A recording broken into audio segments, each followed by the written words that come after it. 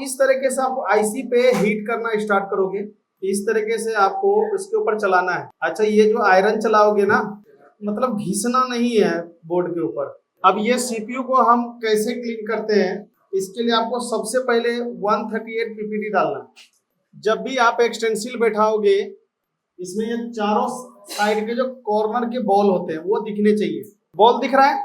सबसे पहला काम इसमें फ्लक्स पेस्ट डालते हैं।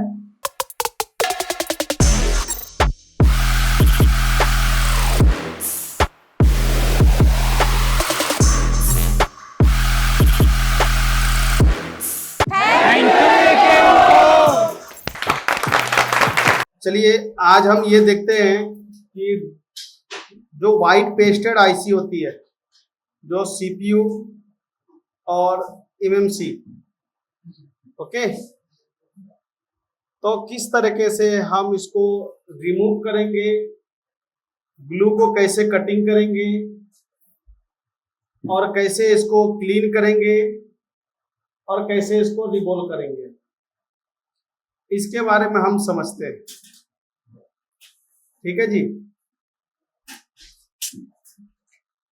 देखो, सबसे पहला काम आपको, जब भी आप पेस्टेड आईसी को रिमूव करने वाले हो, तो आपका सबसे पहला काम ये बनता है, जो इसके साइड में आप ग्लू देख रहे हो, ठीक है जी, जो इसके साइड में आप ग्लू देख रहे हो, वो ग्लू को कट करना, ये पहला काम जी। नहीं तो क्या होगा, ये जो ग्लू है ना, इसके वजह से कंपोनेंट भी निकल जाएगा। तो इसके लिए हमें क्या करना है, हमें सबसे पहले एसएमडी को हमने टेम्परेचर जो है सेट करना है 250 के आसपास। देखो, एसएमडी का टेम्परेचर आप सबको दिख पा रहा होगा। ये जो आप काम करोगे, बहुत ही आराम से काम करना है। देखो, जब इस पे हीट करोगे तो ये ग्लू जो है ना सॉफ्ट हो जाएगा, दिख रहा है ना। जब सॉफ्ट होगा तो बिल्कुल हल्के हाथ से, अच्छा, बोर्ड जो है ना, ये ब्लेड जो देख रहे हो, ये बोर्ड पे मतलब ऐसे प्रेस नहीं करना, हल्के हाथ से चलाना है, सिर्फ बोर्ड के हल्का सा ऊपर ही रहना चाहिए, नहीं तो बोर्ड जो है ना वो स्क्रैच हो जाता है।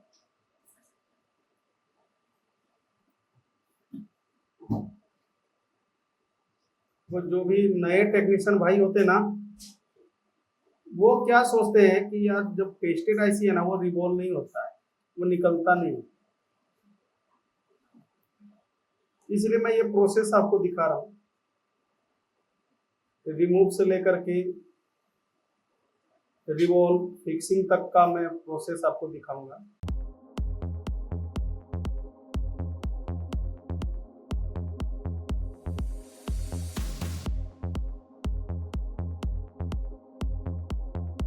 हमने एयर जो रखा हुआ है, देखो आपको शायद यहाँ पे दिख रहा होगा, और एयर हमने 300 के आसपास रखे, 3 पे रखा है, ठीक है।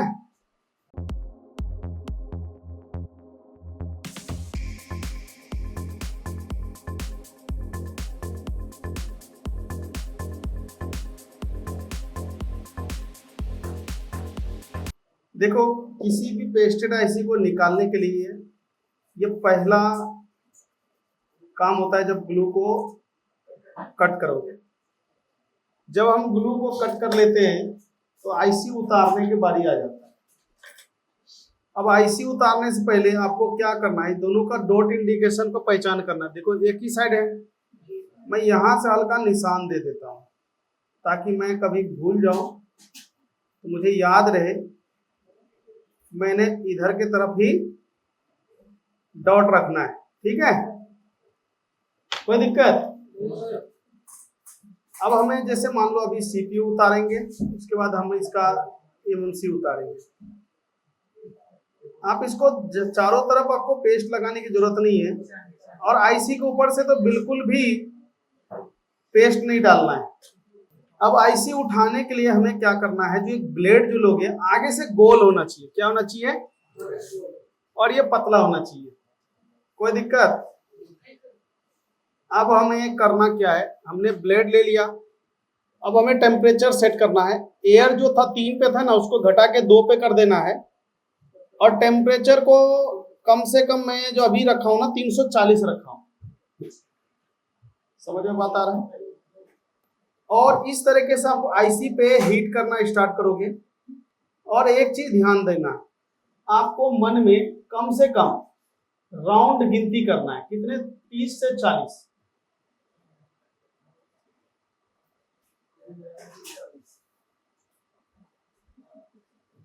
और साथ में आपको ये भी देखना है जो आसपास के सील्ड है क्या है, वो पिघलने लगा क्या, ये भी देखना है। और इस तरीके से ब्लेड चाहो तो लगा कर रख लो। दिख रहा है ना ब्लेड?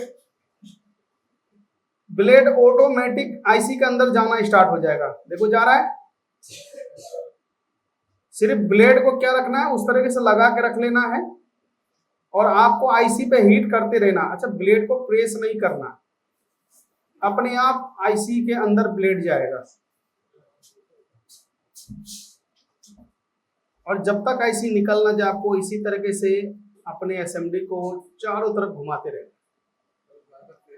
देखो आराम से निकल गया। निकला आईसी कितने अच्छे तरीके से निकला, ये बताओ। हमने पेस्टेड आईसी कैसे निकाला, देखो सेम। अब हम इस एमएमसी के साथ भी दोहराने वाले। ये ब्लेड है, बिल्कुल यूं लगा दिया नीचे, ब्लेड को ऐसे नीचे लगा देना है, और इस तरीके से आईसी के ऊपर हीट ऐसे घुमाना स्टार्ट। ऑटोमेटिक आपका ब्लेड जो है ना वो आईसी के अंदर जाएगा। आपको कोई जबरदस्ती नहीं करना है। समझ रहे बात को? ऑटोमेटिक ब्लेड अंदर जाएगा, आपको कुछ नहीं करना, सिर्फ लगा के रखना हल्का सा। बस ये देखना कि ब्लेड उठे नहीं, हम कोई जबरदस्ती नहीं करना है। देखो ऑटोमेटिक जाना स्टार्ट हुआ, जाना स्टार्ट हुआ। आपको ये टेम्परेचर मेंटेन रखनी है आईसी का, याद रखना। देखो ब्लेड रुक गया था बीच में, फिर जाना स्टार्ट हुआ। अगर अंदर का बॉल नहीं पिघलेगा तो ब्लेड नहीं चलेगा, याद रखना। कुछ सीखने को मिला? यहाँ क्या हुआ? ठीक है जी। ये जो ये फूलने की वजह पता क्या होता है? ये जो सील जो है ना निकालने वाला, ये कटर से नोच के निकाला है। समझ रहे बात को? जो कि एसएमडी से निकालना चाहिए, वहां की टेम्परेचर जो है ना अलग होगा, ध्यान दो। अभी हमें क्या करना है, इसके ऊपर आपको सबसे पहले फ्लक्स पेज डालना है। देखो सीपीयू कितनी अच्छे से निकला था, सेम टेम्परेचर पे निकला था ना।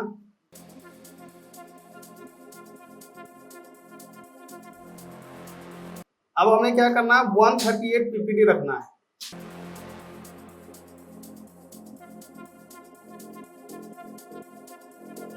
क्या रखना है?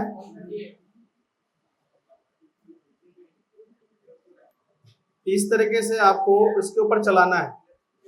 अच्छा, ये जो आयरन चलाओगे ना,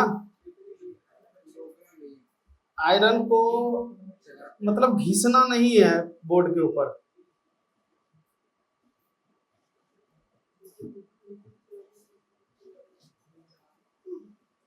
आयरन को घिसना नहीं है।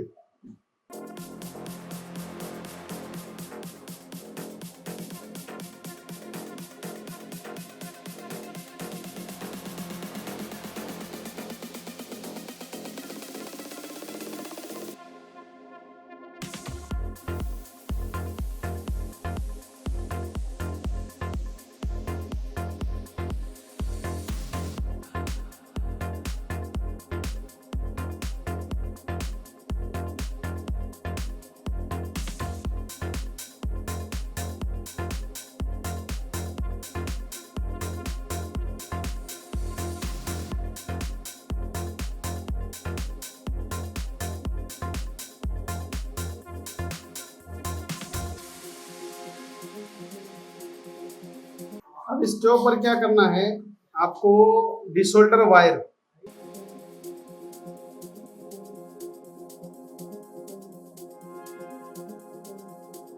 अगर आप आयरन को ज्यादा प्रेस करोगे ना तो ये बॉल आपस में जुड़ना स्टार्ट हो जाएगा।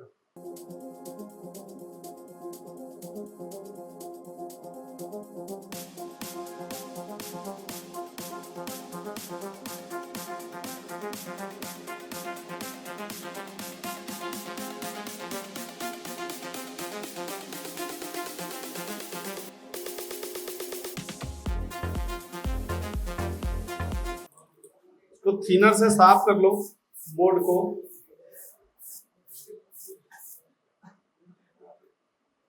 अभी देखो आपको ग्लू सही से दिख रहा होगा, दिख रहा है?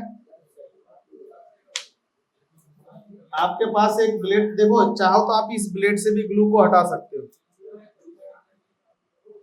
ठीक है जी, या फिर चाहो तो इस ब्लेड से भी ग्लू को हटा सकते हो, ओके।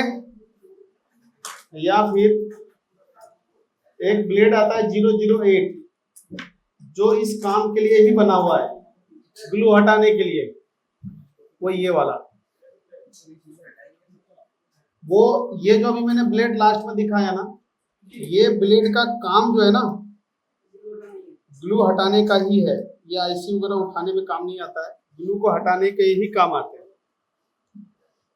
250 रख दो और वापिस से 3 पे एयर कर दो।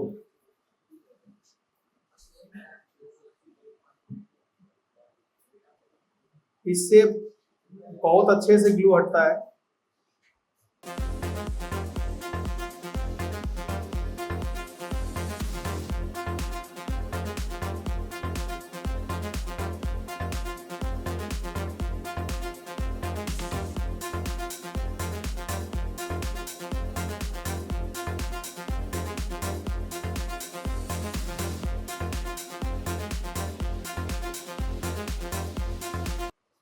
तभी इसका जो टेम्परेचर था ना वो अलग था,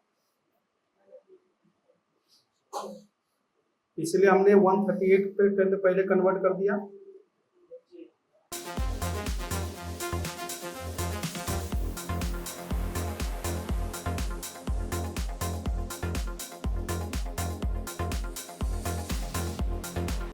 ये जो निकले हुए ना ये एनसी होता है, और साथ में आईसी के चारों कॉर्नर पे 3-3 बॉल भी एनसी होता है, लेकिन वो अभी भी लगा हुआ है।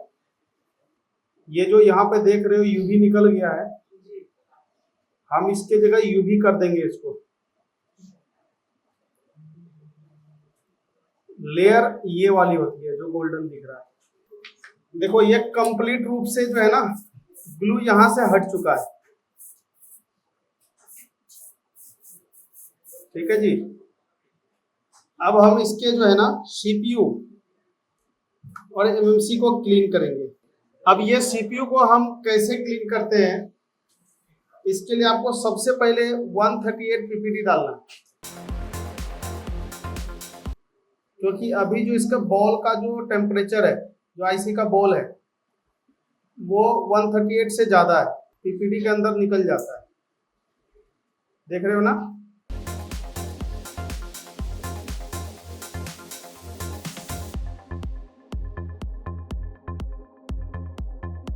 वापिस से हमें क्या करना है, टेम्परेचर को सेट करना है और इसी ब्लेड का इस्तेमाल करना है। देखो ये ब्लेड ना बहुत परफेक्ट होता है।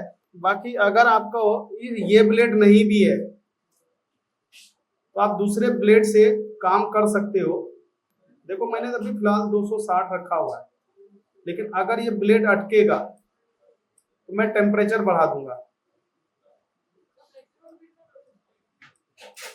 देखो मैक्सिमम जो है ना आपके हैंड स्किल पे डिपेंड करता है कि आप कहां तक आईसी को डैमेज होने से बचा सकते हो।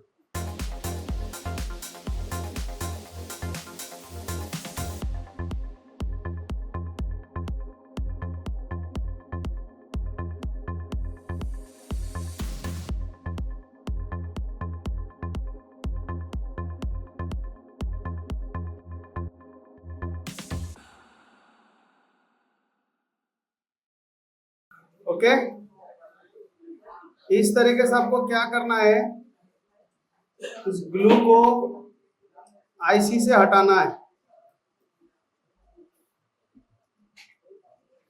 देखो आपको कैसे पता चलेगा कि आप जो टेम्परेचर दे रहे हो वो आईसी पे ज्यादा है या कम है। जो ग्लू का कलर देख रहे हो ना, अगर हीट देते ही ब्लैक हो रहा है तो फिर आप जो है ना आईसी पे ओवर टेम्परेचर दे रहे हो।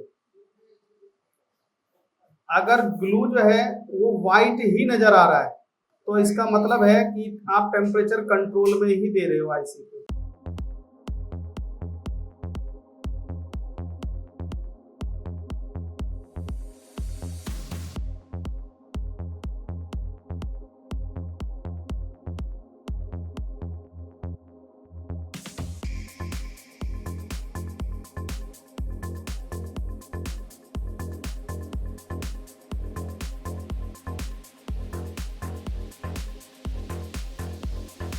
अभी जो ग्लू निकला था उसको हमने साइड कर दिया। अब इस पे हमें क्या करना है, आईसी ठंडे होने से पहले ही 138 के पीपीडी डालना है। इस तरीके से आपको इसके ऊपर चलाना है। याद रखना, आईसी ठंडा होने से पहले ये काम करना है। हाँ जी, ठीक है जी। ये जो काम करोगे आईसी ठंडा होने से पहले करना। अगर आईसी ठंडा हो जाएगा फिर आपको हल्का सा प्रीहीट करके तब ये काम करना है। तब ये एक्चुअली में जितने भी ब्लैक बॉल दिख रहा था ये आप देखोगे कि सिल्वर में कन्वर्ट हो जाएगा।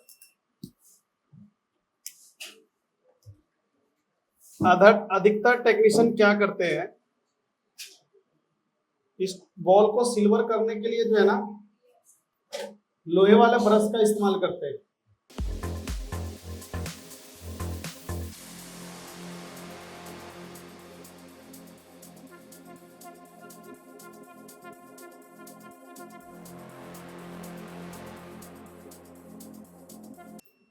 अभी मैं इसको रिवॉल्व करके भी दिखाऊंगा। अब हमें इसके एमएमसी को भी क्लीन करना है। तो सबसे पहला काम क्या करना है, 138 पीपीडी से इसको कन्वर्ट करना है पहले।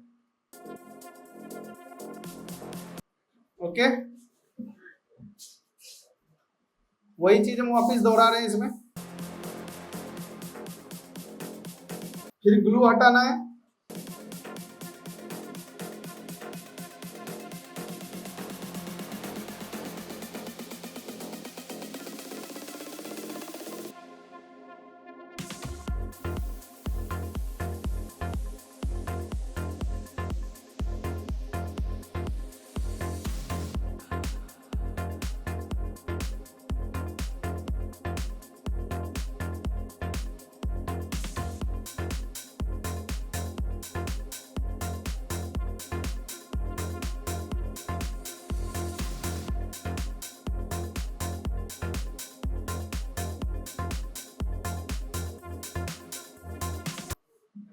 अच्छा, जब भी आप आईसी को क्लीन करेंगे ना, एक चीज का खासा ध्यान रखेंगे,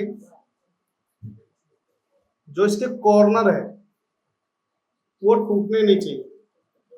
अब बताओ मैं तुरंत इस पे क्या करूंगा। अभी नहीं, फ्लक्स डालो कोई दिक्कत नहीं, नहीं डालो कोई दिक्कत नहीं, वो कंपलसरी नहीं है क्योंकि पीपीडी के अंदर होता है फ्लक्स, है ना। ये जरूर करना है, वो भी आईसी ठंडा होने से पहले।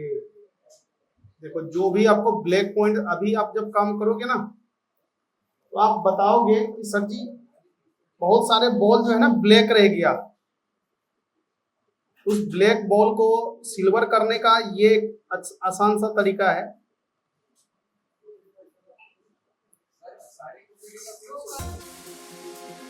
जो कार्बन जैसे दिखता है बॉल।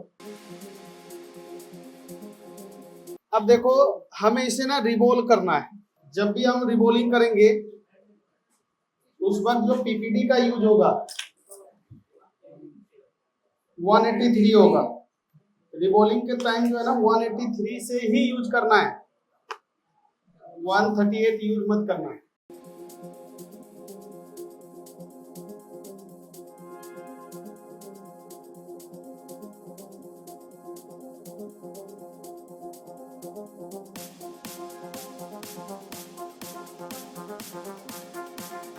जब भी आप एक्सटेंसिल बैठाओगे,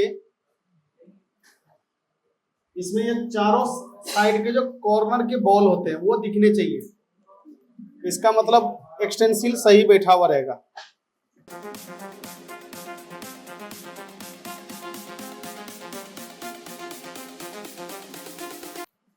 हमने पहले क्या कर दिया, प्रीहीट कर दिया। अब हमें पीपीटी इसमें लगाना है।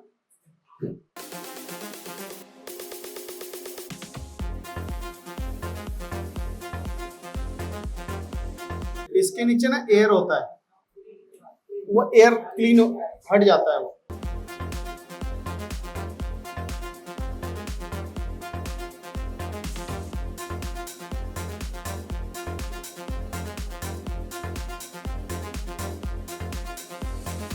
देखो ये रिवॉल्व हो चुका।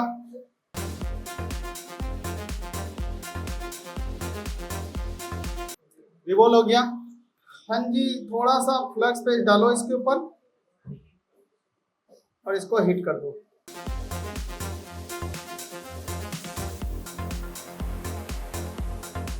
देखो ये रिवॉल्विंग हो गया। अब इसको देखो क्लीन कर देता हूं ताकि मैं आप सबको बॉल को चेक करा सकूं। ये जो देख रहे हो ये एमएमसी है, तो मैंने रिवॉल्विंग कर दिया, एकदम बराबर है। चलो अब हम सीपीयू को रिवॉल्व करते हैं। बहुत से कहते हैं जब सीपीयू रिवॉल्व करते हैं बॉल बाहर आ जाता है। प्रोसेस को समझोगे तो किसी भी एक्सटेंसिल से आप रिवॉल्विंग कर सकते हो। देखो ये बॉल का डिजाइन देखना है। एक्सटेंसिल पहले अच्छी तरीके से क्लीन होना बहुत जरूरी है। लेकिन अभी आप देखो 3-4 बॉल ऐसे हैं जो अभी भी जाम है। अभी आप देखोगे इस बॉल पे पहले से यहाँ देखो ग्लू बैठा हुआ है। अगर मैं यहाँ पे बॉल पीपीटी लगाऊंगा तो वो तो अंदर तो जाएगा नहीं। इस चीज का ध्यान रखेंगे आप। चलो एक काम करते, देखो ये तो आपको दिख रहा है, मैं आपको इसको यूनिवर्सल से रिवॉल्व करके दिखाता हूं। मेरे पास ऑलरेडी है, एक्सटेंसिल था ना, लेकिन फिर भी मैं आपको यूनिवर्सल से रिवॉल्व करके दिखाता हूं।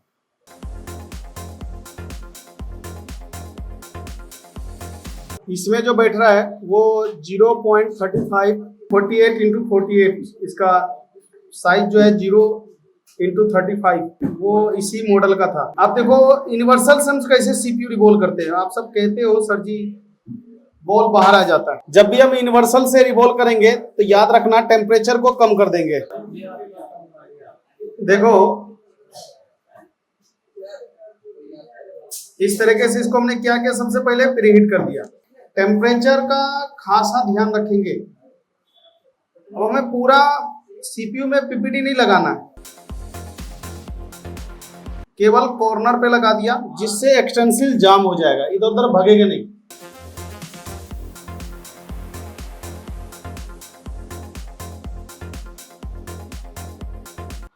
अभी ये एक्सटेंसिल अच्छी तरीके से जाम हो चुका है, ठीक है। अब हमें क्या करना है, पूरा सीपीयू में पीपीटी को अप्लाई कर देना। अच्छा, पीपीटी आपको हल्के हाथों से भरना है। अभी आपने बोला सर जी, अब देखो मैंने चिमटी भी हटा दिया, दिख रहा है हटा हुआ है, कहीं भी एक्सटेंसिल भगने वाला नहीं है। फायदा दिखा कॉर्नर रिवॉल्व करने का, ध्यान देना।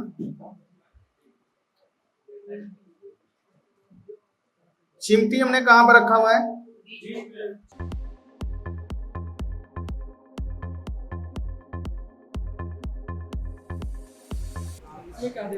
अभी आप देखोगे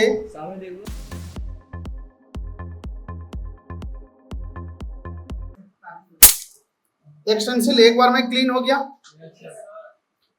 पटकने की जरूरत नहीं। इसको एक बार हम क्लीन करते थे, शायद एक बोल नहीं बना, नहीं एक बोल नहीं बना, बट उसका है, उसका सलूशन है।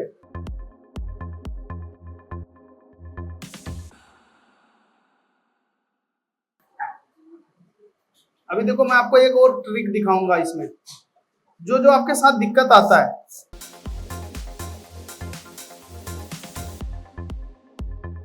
अब देखो, अभी आपको बॉल दिख रहा है। सबसे पहला काम इसमें फ्लक्स पेज डालते हैं। अच्छा, कहीं पर डबल पीपीटी नहीं होना चाहिए, ये ध्यान रखना। अभी इसमें दो गलती है। क्या गलती है मैं आपको बता रहा हूं। पहला गलती ये है कि एक बॉल इसका नहीं बना। पहला क्या है, यहां पे देखो एक बॉल नहीं बना है। और दूसरा गलती क्या है, एक बॉल बड़ी है, मतलब साइज से बड़ा बन गया। अच्छा, मैं चाहता तो जब भी इसको सही कर देता, लेकिन मैं आप सबको दिखाने के लिए उस बॉल को छोड़ के रखा हूं, ताकि उसका सलूशन कैसे करें। ठीक है जी। पहले हम सबसे पहले ये जो एक बॉल रह गया था, तो वो बन गया, एक बॉल बन गया। जो यहां पे नहीं था वो बॉल बन चुका। अब मैं इसको क्लीन करके आपको एक बॉल दिखाता हूं जो बड़ी बन गया, और उसको कैसे हम सही करेंगे वो ध्यान देना। देखो, ये दिक्कत आपके पास जब आएंगे तो आप इसका सलूशन आपको पता होना चाहिए। ये दिख रहा है। अपने पास दो तरीका है। पहला तरीका क्या है, आप एक स्टेंसिल पर रखो और उसको कट कर दो, मतलब ब्लेड से। दूसरा तरीका क्या है, जो ये बॉल दिख रहा है ना बड़ी वाली, ये इसको बीचों बीच कट कर दो और इसको हटा दो।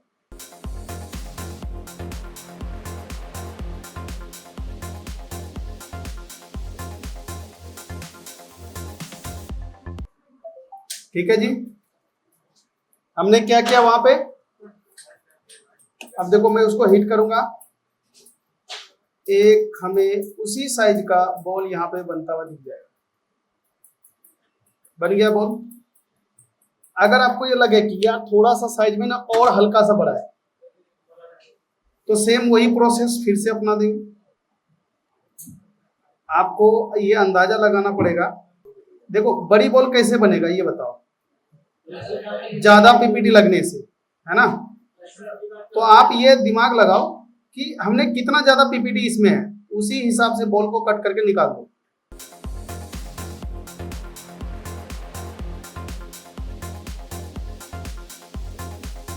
देखो, मैंने आप सबको देखने के लिए जूम कर दिया, बन चुका। ठीक है जी। अगर आपको लगे कि वो छोटा है बॉल, तो आपको क्या करना है, एक पीपीडी हल्का छोटा सा उठाना है और उसके ऊपर लगा देना।